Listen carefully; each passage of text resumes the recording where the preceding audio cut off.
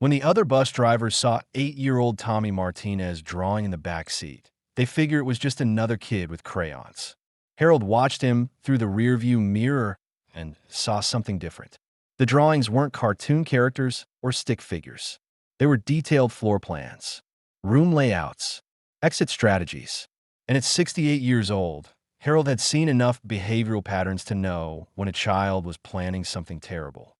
Welcome to Unseen Heroes. Before we tell you how a school bus driver's training from his former life prevented what could have been America's youngest school shooting, tell us where you're watching from in the comments. And if you believe that heroes come in all ages and occupations, hit that subscribe button. Cedar Falls Elementary School in Iowa served 400 students from kindergarten through 5th grade. Route 17 was Harold Martinez's responsibility, a 45-minute morning drive through rural farmland, picking up kids from scattered houses and trailer parks. At 68, Harold looked exactly like central casting would order for a school bus driver. Thick glasses, cardigan sweater, thermos of coffee, and infinite patience for children's chatter. He'd been driving Route 17 for 3 years, ever since his wife passed, and he needed something to fill his days. The kids loved him. He remembered every birthday, helped with forgotten homework, and never raised his voice. Parents trusted him completely. Harold Martinez was exactly what you'd want in someone responsible for your children. What they didn't know was that Harold's patience with children came from 30 years of experience reading human behavior under the most extreme circumstances. Before he drove school buses, Harold Martinez had been Special Agent Harold Martinez, FBI Behavioral Analysis Unit. For 3 decades, he'd profiled serial killers, domestic terrorists, and yes, school shooters. He developed the early warning protocols that helped prevent dozens of tragedies across America. He'd sat across from the Columbine shooter's friends, analyzed the Virginia Tech gunman's writings, helped create the threat assessment guidelines used in schools nationwide. Harold had prevented more school shootings than the public would ever know about, identifying threats before they materialized, intervening before the first shot was fired. But that was a different life. After his wife Maria died of cancer, Harold couldn't stomach analyzing human darkness anymore. He wanted to be around innocence, around hope. He wanted to protect children, not study the ones who'd already been failed by the system.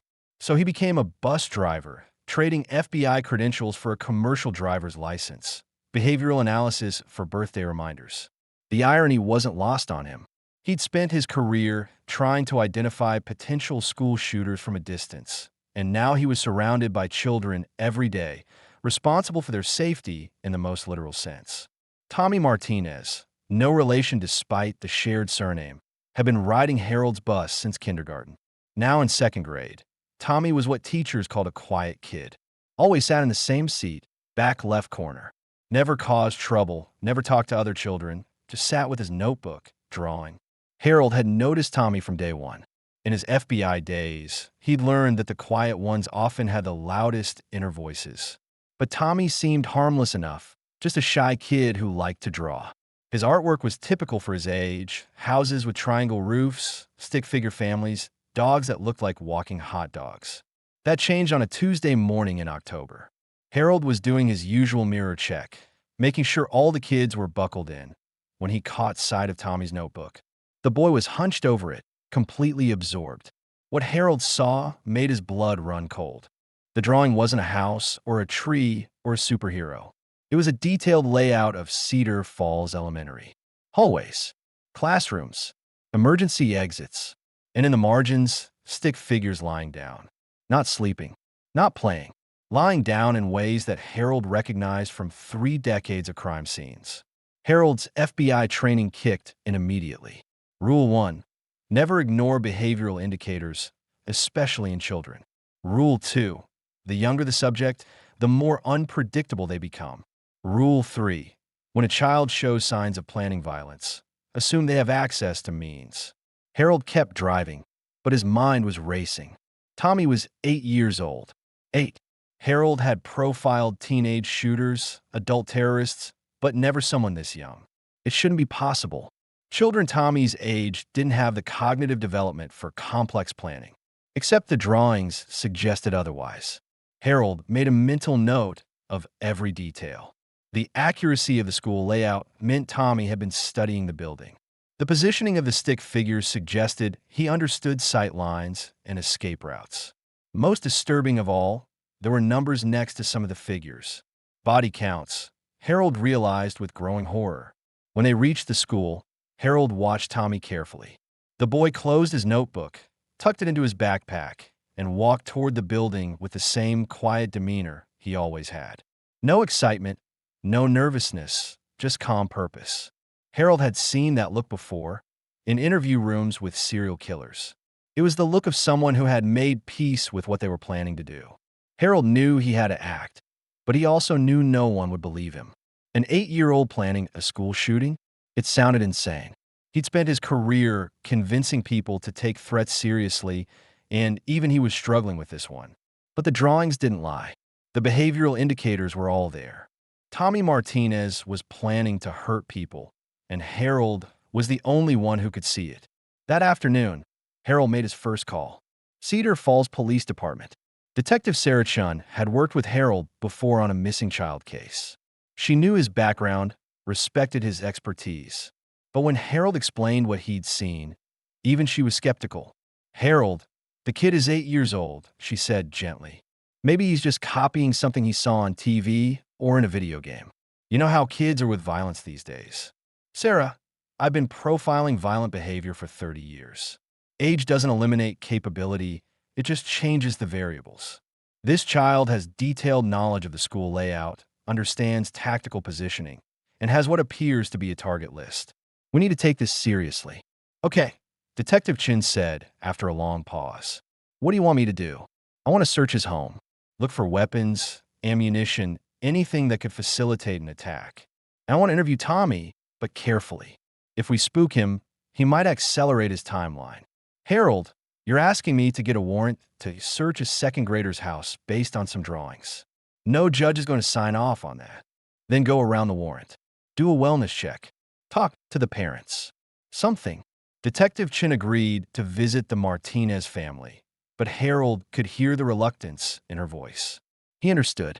What he was suggesting sounded impossible, but impossible didn't mean it wasn't happening. Harold's next call was to Principal Williams at Cedar Falls Elementary. Her reaction was even worse than Detective Chen's. "Harold, I appreciate your concern, but Tommy is one of our quietest students. He's never shown any aggressive behavior, never been in trouble. His teachers describe him as shy but harmless. Mrs. Williams, in my experience, the quiet ones are often the most dangerous. They internalize their anger, plan in silence, strike without warning. I'm not saying Tommy will definitely act, but the warning signs are there.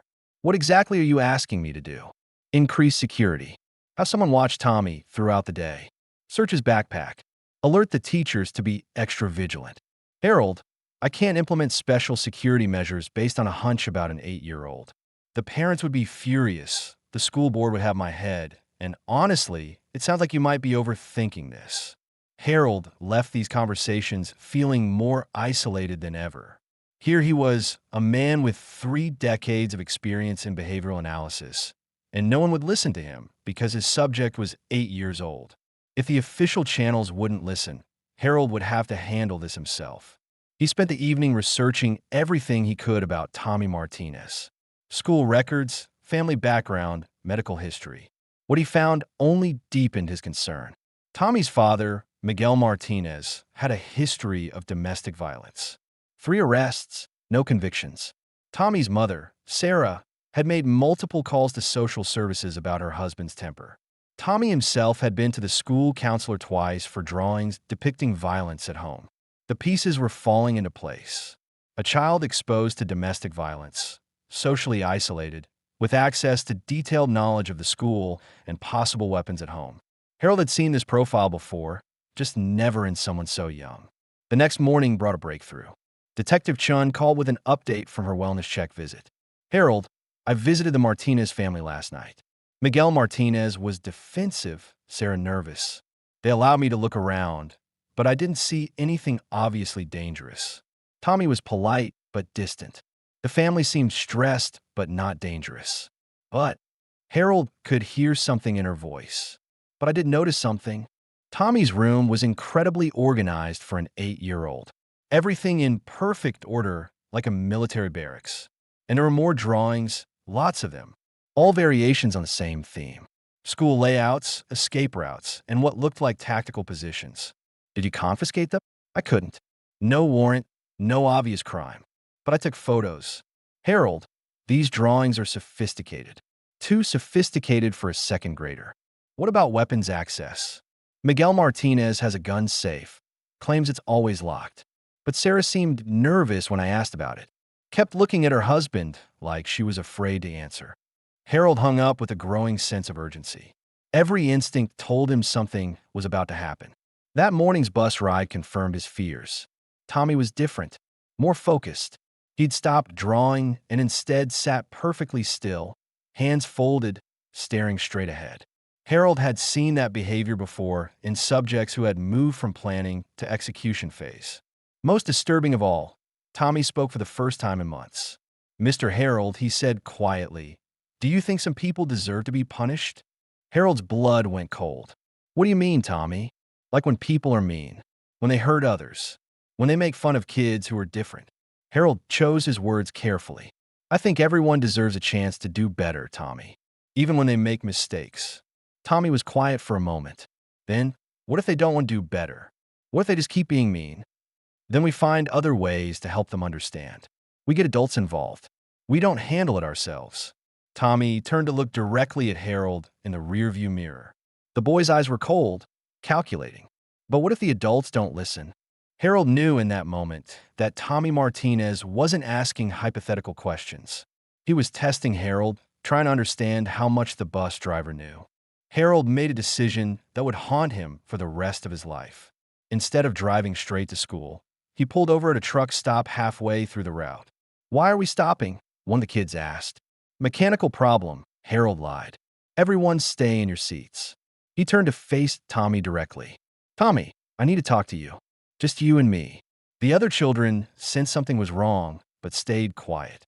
Harold activated the hazard lights and stepped back to Tommy's seat. "Tommy, I know what you're planning." The boy's expression didn't change. "I don't know what you mean. The drawings, the school layouts, the stick figures. I know what they represent." Tommy stared at Harold for a long moment. Then, quietly, "You can't stop me. I can try. But more importantly, I can help you. Tommy, whatever's hurting you, whatever's making you angry, we can fix it. But not this way." "They laugh at me," Tommy said, his composure cracking for the first time. "Every day. They call me weird. They say I smell. They won't let me sit with them at lunch." Harold's heart broke. Here was the real Tommy Martinez, not a monster, just a hurt little boy who'd been pushed too far. "I know it hurts, son. I know it feels like the whole world is against you. But hurting other people won't make your pain go away. It'll just create more pain. My dad says weak people get stepped on. He says if someone hits you, you hit them back twice as hard. Your dad is wrong, Tommy. The strongest thing you can do is ask for help. Can you do that? Can you let me help you?" Tommy looked around the bus at the other children, all watching this conversation with wide eyes. For a moment, Harold thought he'd gotten through. Then Tommy's expression hardened again. "It's too late," he whispered. "I already decided." Harold made a split-second decision. He reached for Tommy's backpack. "Don't!" Tommy shouted, grabbing the bag away from him. But Harold had felt what he'd feared he would find. Wait, metal, the distinctive shape of a handgun. "Tommy, give me the bag." "No." The other children were crying now, sensing the danger even if they didn't understand it. Harold knew he was in an impossible situation. He couldn't forcibly search an 8-year-old in front of 30 other children. But he also couldn't let Tommy get to school with a weapon. "Okay," Harold said calmly. "Okay, Tommy, you don't have to give me the bag. But can you tell me why you brought your father's gun to school?" The admission hung in the air like smoke. Several children gasped. Tommy looked shocked that Harold had known. "How did you?" "Because I used to catch people who planned to hurt others. It was my job for a very long time. And I know you don't really want to hurt anyone, Tommy. You just want the hurting to stop." Tommy started crying then, deep sobs that shook his small frame. "I hate them. I hate them all. They make me feel so small." "I know, son. I know. But making them feel small won't make you feel bigger. It'll just make everyone smaller. Harold slowly reached out and took Tommy's backpack. The boy didn't resist this time. Inside, wrapped in a towel, was a .38 revolver. Loaded, Harold called 911 from his cell phone, keeping his voice calm so as not to panic the other children further. Within minutes, the truck stop was surrounded by police cars. Detective Chun was among the first to arrive. "Harold, what's the situation?"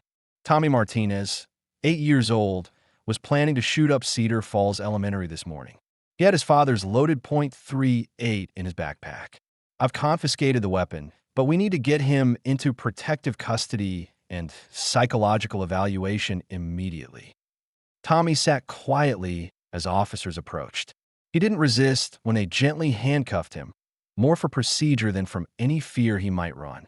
The boy looked exhausted, like he'd been carrying an enormous weight and was finally able to put it down. As they loaded Tommy into a police car, he called out to Harold, "Mr. Harold, am I going to jail?" Harold knelt down at Tommy's eye level. "No, son. You're going to get help. The kind of help you should have gotten a long time ago. Will you visit me?" Harold's voice caught. "If they'll let me, Tommy. If they'll let me." The aftermath was swift and devastating. Miguel Martinez was arrested on charges of negligent storage of a firearm and child endangerment. The gun safe Harold and Detective Chun had been told about was found to be permanently unlocked, with several weapons easily accessible to Tommy. Sarah Martinez, it turned out, had suspected something was wrong, but had been too afraid of her husband to speak up. She'd noticed Tommy taking things from his father's room, but didn't know what. Child Services immediately removed Tommy from the home and placed him in therapeutic foster care. Principal Williams called Harold personally to apologize. "I should have listened to you. If you hadn't intervened." "Mrs. Williams, Tommy Martinez isn't a monster. He's a little boy who was failed by every adult in his life, including me. I should have seen the signs earlier." "Harold, you saved 400 lives today. How can you say you failed?" "Because prevention should have happened years ago. Tommy didn't become dangerous overnight. The warning signs were there in kindergarten, first grade. We all missed them. The media attention was intense, but brief. Bus driver prevents elementary school shooting. Made national headlines for exactly one news cycle before being replaced by other tragedies."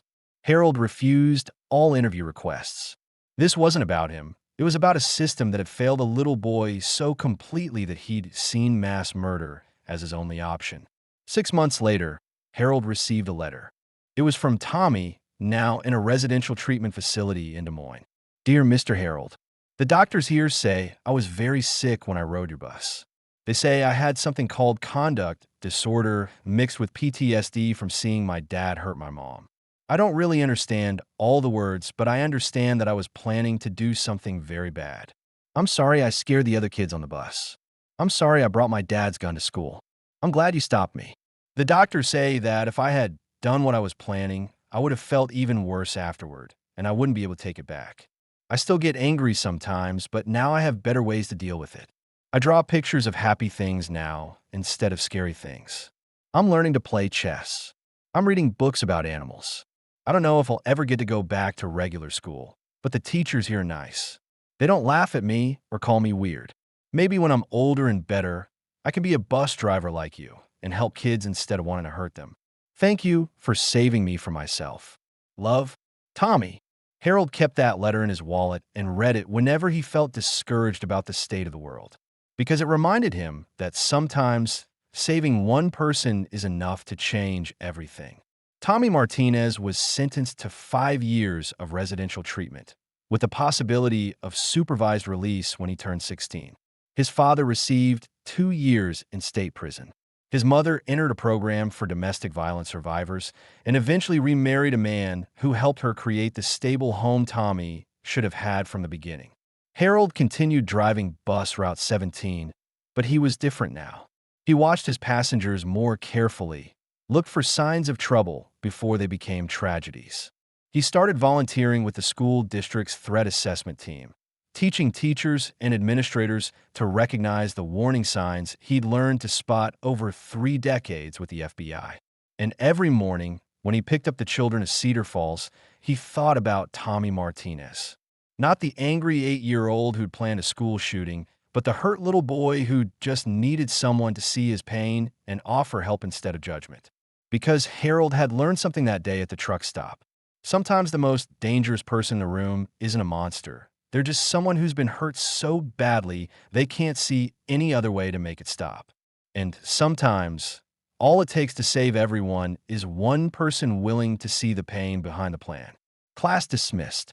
So now I ask you, how many children are sitting in the back of our buses, in the corners of our classrooms, planning tragedies because no adult in their life knows how to recognize the signs? How many Tommy Martinezes are out there right now, waiting for someone to see past their quiet exterior to the pain underneath? Tell me in the comments where you're watching from, and if you know a child who might need extra attention, extra kindness, extra help. Because at Unseen Heroes, we believe that preventing tragedy is just as heroic as stopping it. And sometimes, the most important person in a child's life isn't their parent or their teacher. Sometimes it's the bus driver who pays attention when everyone else looks away. Until next time, keep watching, keep caring. You never know which quiet kid might need you to be their hero. De oppresso liber, to free the oppressed. It's not just a motto for Green Berets. It's a responsibility for anyone who works with children. Harold Martinez understood that. And because he did, 400 families went home to their children that October morning. The quiet ones are watching. Make sure someone is watching them back.